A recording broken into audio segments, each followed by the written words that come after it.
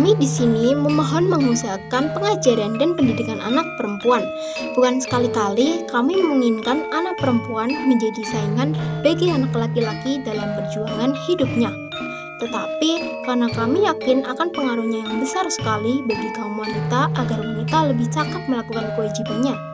Kewajiban yang diserahkan alam sendiri ke dalam tangannya menjadi ibu pendidik manusia yang pertama-tama.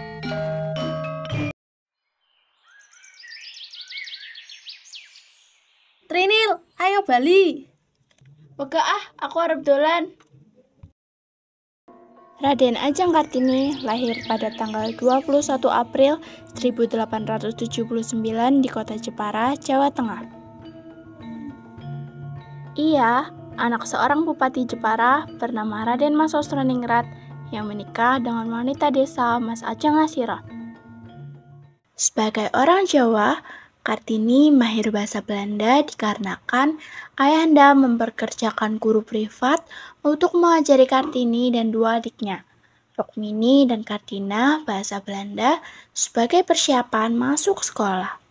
Laten we vandaag dit boek bestuderen. Pada tahun 1885, Kartini bersekolah di Europe's Leisure School atau setara dengan sekolah dasar. Anak pribumi yang diizinkan mengikuti pendidikan di Els hanya orang tuanya merupakan pejabat tinggi pemerintah.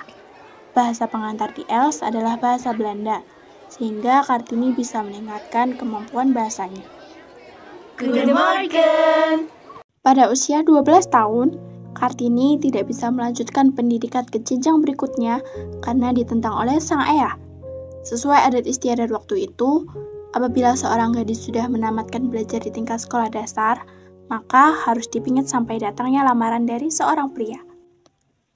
Kartini memanfaatkan ruang pingitan untuk memuaskan kegemarannya membaca buku, surat kabar, atau majalah berbagai tema. Raden Mas Panji Sostrokartono memiliki nasib yang berbeda dengan Kartini.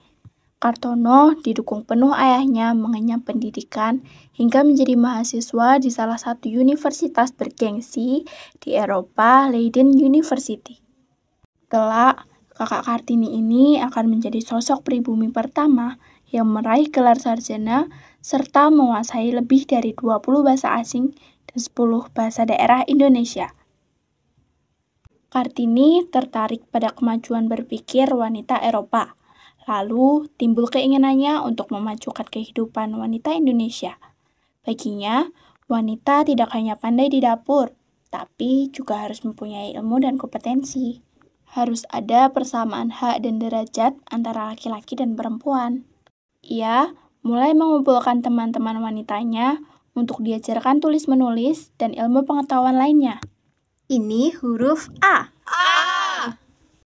Di tengah kesibukannya, ia tidak berhenti membaca dan menulis surat kepada teman-temannya di Belanda, serta sempat menulis surat kepada Mr. J.H. Bendanon, seorang direktur pendidikan, agama, dan kerajinan, untuk diberikan beasiswa bersekolah di Belanda. Beasiswa tersebut tidak sempat dimanfaatkan Kartini karena ia dinikahkan oleh orang tuanya dengan Raden Adipati Djojo Adiningrat, seorang bupati Rembang. Setelah menikah, ia harus ikut suaminya pergi ke Rembang. Di Rembang, Raden Ajeng Kartini juga mendirikan sekolah wanita atas izin suaminya, yang berlokasi di sebelah timur pintu gerbang kompleks kantor Kabupaten Rembang. Pada tanggal 13 September 1904, Kartini melahirkan anak yang diberi nama Susalit Djojo Hadiningrat.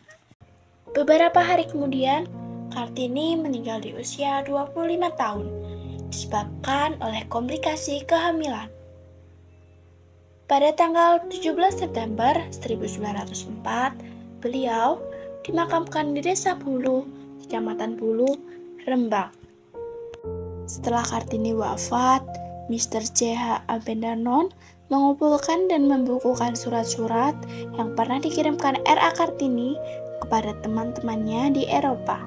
Buku itu diberi judul Door Duisternis Toegeslits, yang artinya habis gelap terbitlah terang. Presiden Soekarno mengeluarkan Keputusan Presiden Republik Indonesia Nomor 108 tahun 1964, tanggal 2 Mei 1964, yang menetapkan Kartini sebagai pahlawan kemerdekaan nasional. Selain itu, tanggal 21 April ditetapkan sebagai Hari Kartini.